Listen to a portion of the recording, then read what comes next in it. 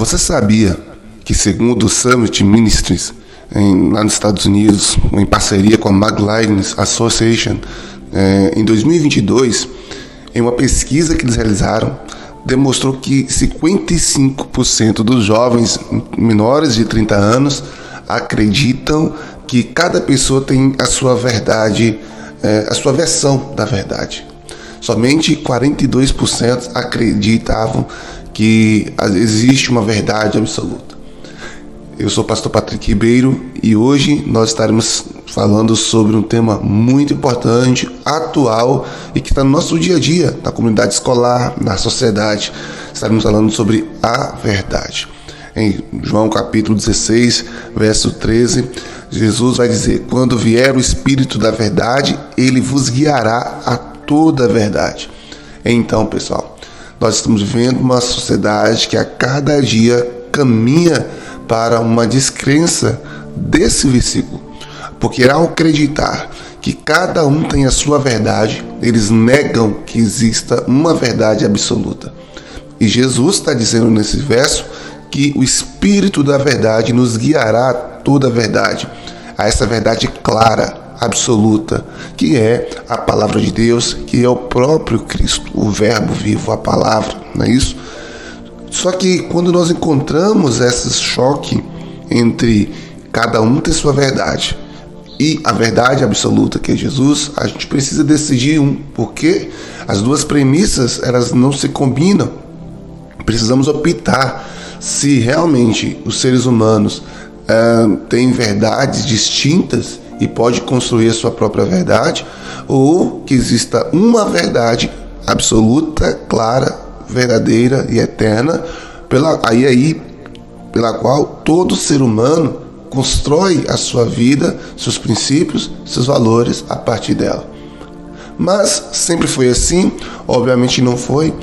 Essa mudança está sendo gradual, processual. Eu tenho certeza que você já ouviu, ou talvez já até disse, que cada um tem a sua verdade, não é isso? E por quê? Porque isso é ensinado nas comunidades, é ensinado na cultura, é ensinado na música, é ensinado na arte, é ensinado nas filosofias desse mundo. As filosofias essas inspiradas nos próprios autores que nós temos falado nos últimos tempos aqui. Por exemplo, Karl Marx vai reduzir, a vida nessa luta de classe. Ah, pastor, mas a Bíblia fala de guerra entre a carne e o espírito, luz e trevas, bem ou mal. Sim, mas não tem nada a ver com aquilo que Marx defendia. Ele vai dizer que a religião, inclusive uma frase que eu já citei aqui, que a religião é o ópio do povo, isto é, o que ele está propondo não é uma guerra espiritual entre a carne e o espírito, entre o diabo e os anjos. Não é a guerra que Paulo está dizendo que a nossa luta não é contra a carne ou sangue, mas contra os principados e potestades. A luta que Marx defende, sim, é uma guerra carnal. Inclusive, ele vai dizer que somente uma coisa vai conseguir organizar a sociedade, vai trazer o comunismo, que é a revolução, é a rebelião. Inclusive uma rebelião armada, inclusive uma rebelião violenta. Então, como essa filosofia, como esse pensamento condiz com o pensamento das Sagradas Escrituras? Ela não bate, ela choca, como por exemplo também Augusto Conte, no positivismo, que vai dizer que somente aquilo que pode ser mensurável, somente aquilo que pode ser científico, que é verdadeiro. A verdade é alcançada por meio da ciência. Só que isso também não é certo, porque o Espírito Santo não pode ser provado pela ciência. Deus não pode ser provado pela ciência. Você já viu pessoas pedindo provas sobre Deus? Você já ouviu sobre isso? Amado, nem filosoficamente tem como a gente trazer um conceito de Deus, a não ser o conceito da metafísica, que a gente pode falar isso em outro momento. E mesmo assim, nesse conceito da metafísica, Deus ganha assim de 10-0. É só nós olharmos Deus como esse motor do universo, a causa primária de todas as coisas. Mas a ciência tenta querer que a gente aceite que só é verdade e pode ser provado pelo método científico, e vindo aí desse positivismo, né, de Kant. Um outro cara também que eu até citei aqui, que é Nietzsche, ele vai dizer que Deus está morto, ele vai defender que cada um deve construir seus próprios valores, seu próprio princípio de moralidade. E aí sim é da onde que vem que cada um tem a sua verdade. Só que esse pensamento abriu porta porque, inclusive na própria filosofia dele, chama de niilismo, né? E essa cultura onde cada um faz o que quer, cada um faz o que pensa, e é dessa cultura que vem as regrinhas como meu corpo, minhas regras, né? E todas essas coisas, onde abre portas aí para o aborto e todas as outras coisas que acompanha esse pensamento. O que importa é ser do bem, não importa ter fé, que é um pensamento positivista, ou a igreja ela precisa ser do povo e para o povo. A igreja nunca foi sobre isso. A igreja é sobre pregar o evangelho e livrar as pessoas do inferno, né? Isso é um pensamento marxista disfarçado dentro da própria igreja, quando cada um constrói a sua própria verdade. Esse é o relativismo vindo do próprio Nietzsche, né? Então esse relativismo religioso, esse relativismo moral vem a partir de uma descrença, de uma filosofia que nasce de um ateísmo. Então, a gente precisa compreender, querido, que sim, as filosofias humanas estão presentes em muito discurso dentro da própria igreja. Esses discursos parecem bonitos, meus irmãos, mas eles negam uma coisa que é crucial dentro da igreja: a centralidade de Cristo.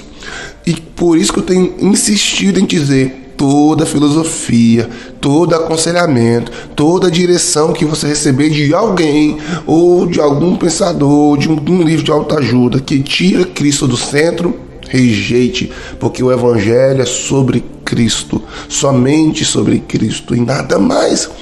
Então, quando você ouvir qualquer coisa desse tipo, pense: isso exalta Cristo ou está exaltando o homem?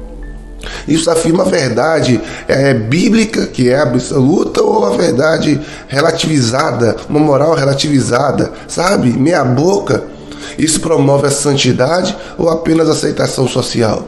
Porque é isso que tem acontecido. Muitas igrejas têm abrido mão da verdade para ter adesão social, adesão de pessoas. E aí, querido, essa migração onde cada pessoa procura uma igreja que mais faça sentido para elas, só que esse fazer sentido não está alinhado a fazer sentido por meio da palavra, mas fazer sentido aquilo que ela gosta e aquilo que ela não quer abrir mão, aquilo que é mais fácil para ela lidar, porque a nossa mente tem essa capacidade de procurar aquilo que é mais fácil.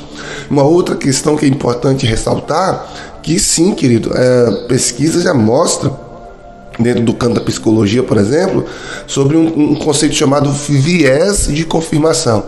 Isto é, quando a mente, né, ela é moldada por mentiras repetidas, e você vai contando essa mentira ao longo do tempo, o que vai acontecer? A nossa mente, ela vai aceitar isso como se fosse uma realidade, sabe?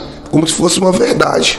Então é por isso que ao longo dos séculos, por mais que nós sabemos que a cultura marxista, positivista e até a filosofia de Nietzsche e tantos outros que eu poderia citar que distorcem da verdade, eles têm sido tantas vezes repetidos na mídia social, nas músicas, nos filmes, nas novelas, com frases tão bonitinhas, romantizadas, que nós já temos uma sociedade que já comprou a ideia. Todos os dias você vai encontrar um adolescente, um jovem dizendo: cada um tem a sua verdade, cada um pensa assim. Isso dentro da psicologia é chamado de subjetividade, né? Cada um tem suas próprias características, desprezando e ignorando aquilo que veio das Sagradas Escrituras, que nós precisamos ter como verdade. Por isso nós temos que orar, pedir ao Senhor para nos dar sabedoria, para nós abrirmos mão dessas verdades relativizadas pelos homens e abraçar a verdade absoluta, que é Jesus, sabe? Porque sem Jesus nós não somos nada. A Bíblia diz: examinai de tudo e retende o que é bom. 1 Tessalonicenses capítulo 5, verso 21. Então, eu não estou dizendo que a gente não pode aprender nada com nenhum desses homens ou nenhuma situação do homem, na vida do homem. Nós podemos aprender muita coisa e crescer muito, porém, sempre passando pelo filtro das Sagradas Escrituras. Amém? Que Deus abençoe. Vamos orar. Pai, eu te agradeço por esse tempo que você nos permite estar aqui e que nós possamos cada dia, a cada manhã, Deus, entender que a sua verdade é absoluta, é clara e ela é diretiva para cada pessoa, para cada um de nós. E eu peço que o Senhor possa nos ajudar a viver uma vida transformada pelo poder da sua palavra, em nome de Jesus, e que nós não venhamos cair, Senhor, nesse relativismo religioso, desse relativismo moral, onde cada pessoa faz o que quer, porque cada pessoa acredita na sua própria verdade. Não, meu Pai, a verdade que não vem de ti é a mentira, e é isso que nós queremos aprender e entender, que se tem uma verdade, ela vem do Senhor, e tem essa verdade absoluta, ela vem do Senhor. As nossas verdades sem o Senhor são mentiras, são engano, e que nos conduz para uma vida eterna longe do Senhor. Por isso eu oro nesta manhã, pedindo que o Senhor nos direcione e nos dê graça para a glória do teu nome, em Cristo Jesus. Amém. Que Deus te abençoe. O jejum de hoje é você jejuar de ouvir música secular. Eu sei que se alguém faz, pastor, mas música secular nós não devemos ouvir? Ok, não vamos entrar nessa discussão hoje, mas não vamos entrar mais à frente.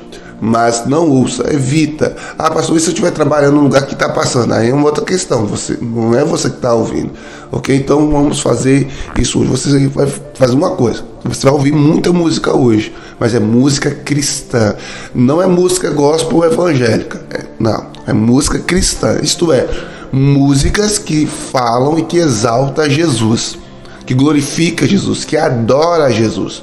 Não é música que está te prometendo bênção, não é música que vai falar as suas emoções, não é música gospel romântica, é músicas cristocêntricas. Eu vou te dar uma sugestão de uma banda que faz muito isso. Ela canta Colossenses 1. Que Deus te abençoe e até amanhã, tá bom? Qualquer dúvida me pergunte aqui nos comentários que eu vou colocar o nome da banda que me fugiu. Projeto Sola, lembrei, tá? Que Deus abençoe, gente. E amanhã nós voltamos aqui lendo Efésios capítulo 4, verso 23, tá bom? Para a glória de Jesus. E vamos falar sobre como renovar a mente. Deus abençoe. Tchau.